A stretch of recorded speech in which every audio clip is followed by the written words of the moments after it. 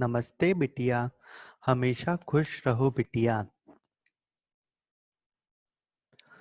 I am Dr. Bharat Sharma, Assistant Professor, Department of Pathology, Faculty of Homeopathic Science, Jyoti Vidyapeeth Women's University, Jaipur. Today's topic is inflammatory bowel diseases. The term inflammatory bowel diseases is commonly used to include two idiopathic bowel diseases having many similarities, but the condition usually have distinctive morphological appearance. These two conditions are: first is Crohn's disease, also known as regional enteritis, and second is ulcerative colitis. Crohn's disease or regional enteritis. It is an idiopathic chronic ulcerative inflammatory bowel disease characterized by transmural non-caseating granulomatous inflammation affecting most commonly the segment of terminal ileum and or colon, though any part of the gastrointestinal tract may be involved. Ulcerative colitis. It is an idiopathic form of acute and chronic ulcero-inflammatory colitis affecting chiefly the mucosa and submucosa of the rectum and descending colon, though sometimes it may involve the entire length of the large bowel. Classically, ulcerative colitis begins in the rectum and in continuity extends upwards into the sigmoid colon, descending colon, transverse colon, and sometimes may involve the entire colon. The colonic contents may rarely backflow into the terminal ileum in continuity, causing backwash ileitis in about 10% of cases. Etiopathogenesis of inflammatory bowel disease. The exact etiology of inflammatory bowel disease remains unknown. However, multiple factors are implicated which can be considered under the following three groups. First is genetic factors, second is immunologic factors, third is exogenous factors. Pathogenesis of inflammatory bowel disease. It combines the role of above three major group of etiologic factors, that is, in a genetically predisposed individual, the effect of exogenous and endogenous host factors result in dysregulation of mucosal immune function, which get further modified by certain environmental factors. Now, it is a differentiating features between ulcerative colitis and Crohn's disease. First, hematochezia. In ulcerative colitis, hematochezia is commonly seen and it is rarely seen in Crohn's disease. Passage of mucus or pus is commonly seen in ulcerative colitis, while passage of mucus or pus is rarely seen in Crohn's disease.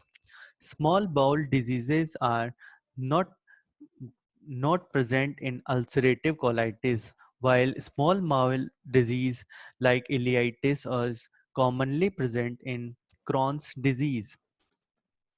It can affect upper gastrointestinal tract. Ulcerative colitis does not affect upper gastrointestinal tract, while Crohn's disease usually affect the upper gastrointestinal tract. Abdominal mass is rarely seen in ulcerative colitis, while sometime in right lower quadrant abdominal mass is seen in Crohn's disease. Extraintestinal manifestations are common in both ulcerative colitis and in Crohn's disease.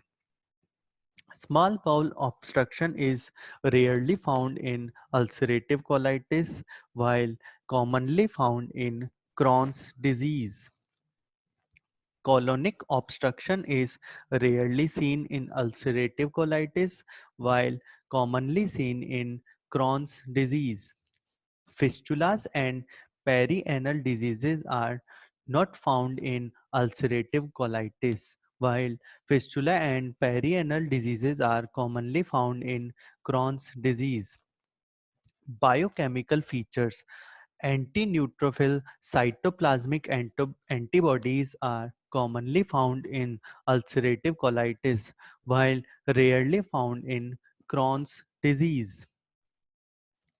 Antisaccharides serous antibodies rarely found in ulcerative colitis while commonly found in Crohn's disease. Now pathological features. Transmural and mucosal inflammation is not present in ulcerative colitis, while transmural mucosal inflammation is present in Crohn's disease. Distorted crypt architecture is present in ulcerative colitis, while distorted crypt architecture uncommonly found in Crohn's disease. Cryptitis and crypt abscess is present in ulcerative colitis and also present in Crohn's disease. Granulomas. Granulomas is not present in ulcerative colitis and present in Crohn's disease, but rarely in mucosal biopsies. Fissure and skip lesion.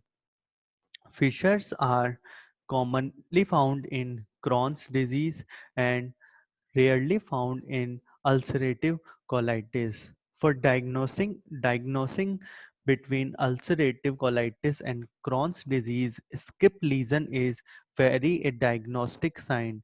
It is a pathognomonic sign of Crohn's disease. If skip lesions are present, then it is commonly says that the Crohn's disease is present. Now, complications of Crohn's diseases. Now, first complication of Crohn's diseases is malabsorption. Second complication of Crohn's disease is fistula formation. Third complication of Crohn's disease is structure formation. And fourth complication of Crohn's disease is development of malignancy. Now, complications of ulcerative colitis. First common complication is toxic megacolon, also known as fulminant colitis. Second common complication of ulcerative colitis is perianal fistula. Third common complication of ulcerative colitis is stricture formation. And finally, fourth complication of ulcerative colitis is carcinomas. So both Crohn's disease and ulcerative colitis cause stricture formation and also causes carcinomas.